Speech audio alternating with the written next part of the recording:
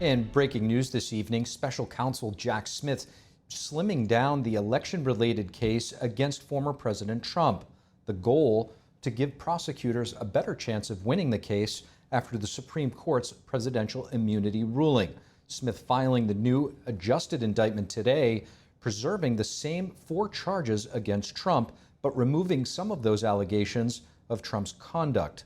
For example, it drops the allegation that Trump tried to use the Department of Justice to challenge the 2020 election results.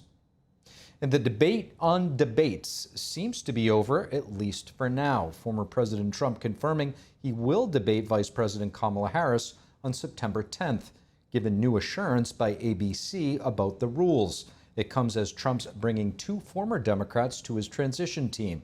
NTD's Iris Tao has more. After a fresh round of tussling, former President Trump says he has reached an agreement with Democrats to now proceed with an ABC News debate scheduled for September 10th in Philadelphia. That's after he said on Monday, "We agreed to the same rules and same specifications. And I think that's probably what it should be." Earlier this week, Trump questioned the credibility of the ABC network as the team said Harris's camp had asked for a seated debate with hot mics and notes. But Trump made clear on Tuesday that, quote, the rules will be the same as the last CNN debate. He says ABC assured him that it will be a fair debate in which both candidates will need a stand, cannot bring notes, and will not be given questions in advance. While Trump didn't specify it, the same rules will also mean that both candidates' mics will be muted when they're not speaking. The Harris campaign, meanwhile, has accused Trump of trying to back out of the debate due to fear. He has not responded to Trump's latest statement. Meanwhile, both candidates are now trying to expand their base by showcasing cross-party support.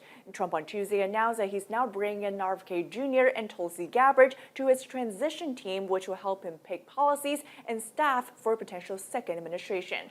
The 2 former Democrats just endorsed Trump in recent days. I invite you to join me in doing all that we can to save our country. And don't you want a president that's going to make America healthy again? The Democratic National Convention also features several prominent Republican speakers, and on Monday, over 200 former GOP staffers endorsed Harris over the former president. Reporting by Iris Tao, NTD News. And a Harris campaign spokesperson, Amar Moussa, indicating that Harris hasn't necessarily agreed to the rules that Trump said in his Truth Social post, saying, quote, both candidates have publicly made clear their willingness to debate with unmuted mics. Vice President Kamala Harris is continuing her focus on swing states.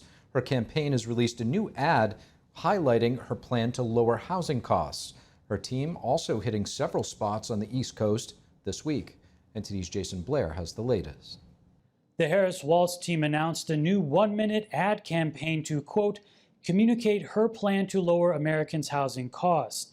It's part of a previously announced $150 million media blitz running in August. Harris-Walz Battleground States Director Dan Cannonen said, quote, Vice President Harris knows we need to do more to address our housing crisis. That's why she has a plan to end the housing shortage, calling for the construction of 3 million new housing units and cracking down on corporate landlords and Wall Street banks, hiking up rents and housing costs to bring prices down for our families. For most of my childhood, we were renters. The ad highlights Harris's mother's story of saving up to buy a home when Harris was growing up.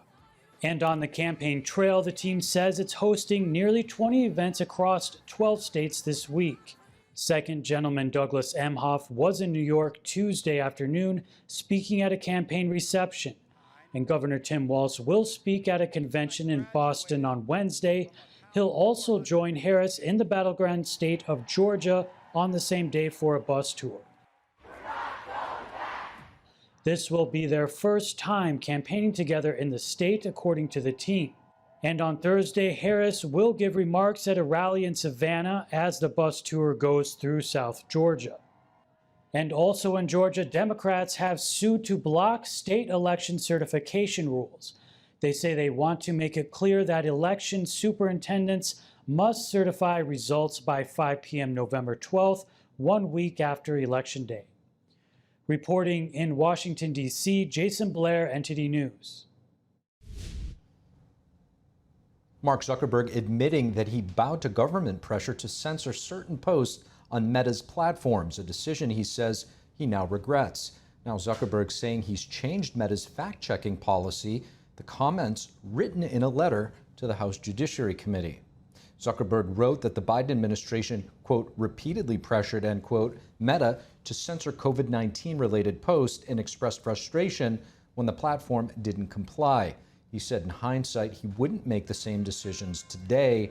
As for the platform's choice to demote content about corruption allegations against the Biden family leading up to the 2020 election, Zuckerberg says the FBI warned him about a, quote, potential Russian disinformation operation. Zuckerberg said the platform has changed its policy and will no longer temporarily demote content while waiting for fact-checkers. Additionally, Zuckerberg responding to accusations that he used tens of millions of dollars to get out the vote in Democrat-leaning communities in 2020 and said he would not be making similar contributions this year.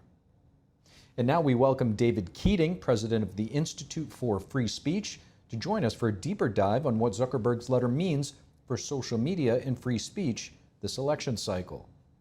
Thank you so much for joining us. You're welcome. So I want to get your thoughts. In Zuckerberg's letter, he admits in retrospect, he says, we shouldn't have demoted the Hunter Biden laptop story. Will his letter change how Americans view or use social media?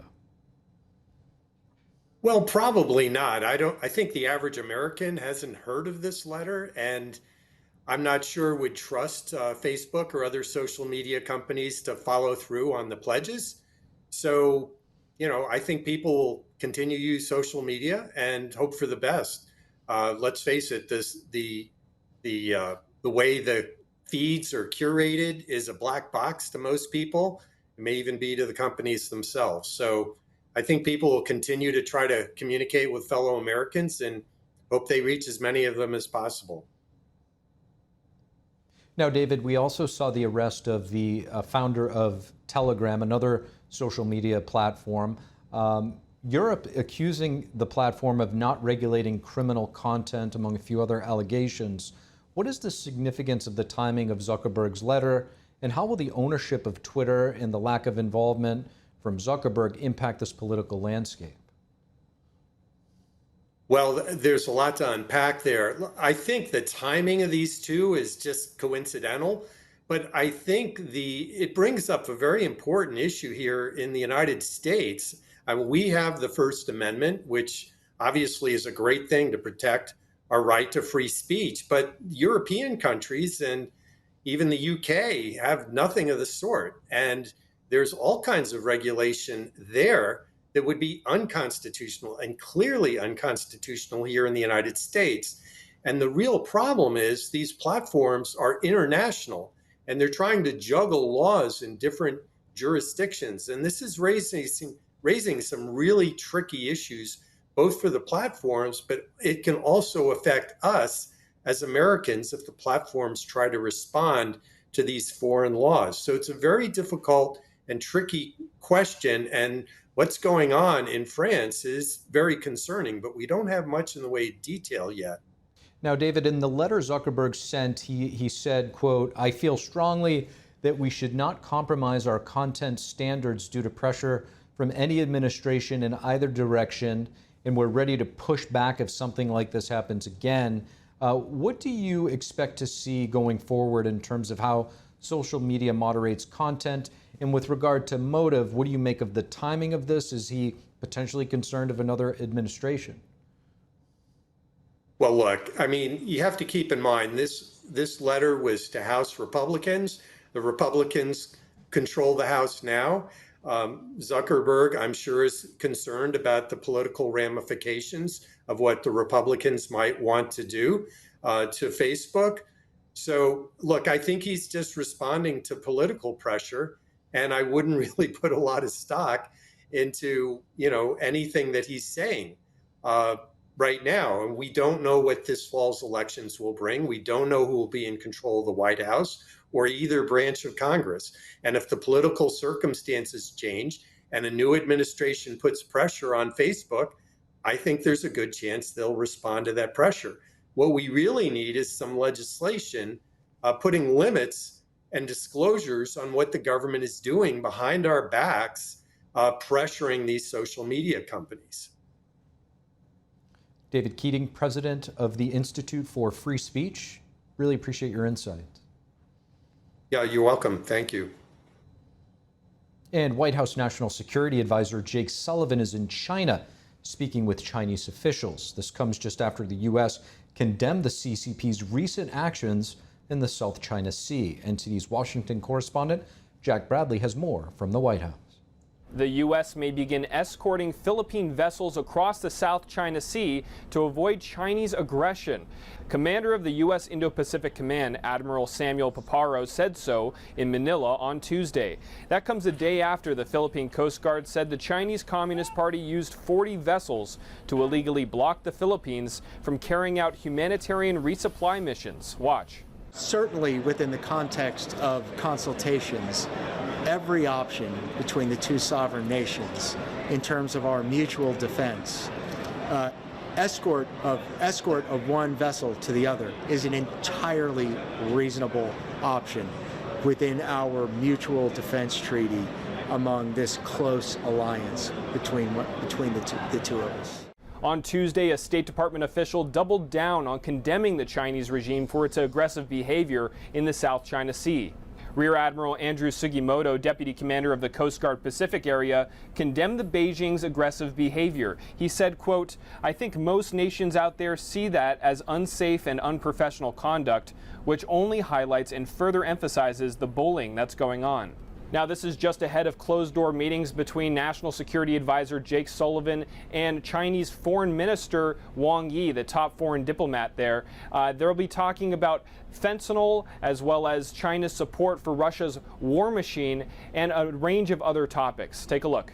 President Biden has been very clear in his conversations with President Xi that he is committed to managing this important relationship responsibly. And the outcomes of the Woodside Summit and the work we have done since then demonstrate that we are working to ensure that competition does not veer into conflict, and that we find ways to work together where our interests align. Now, this all comes after the Biden administration last week announced that it's imposing over 400 new sanctions on companies and individuals, many of which based in China, for supporting Russia's war against Ukraine.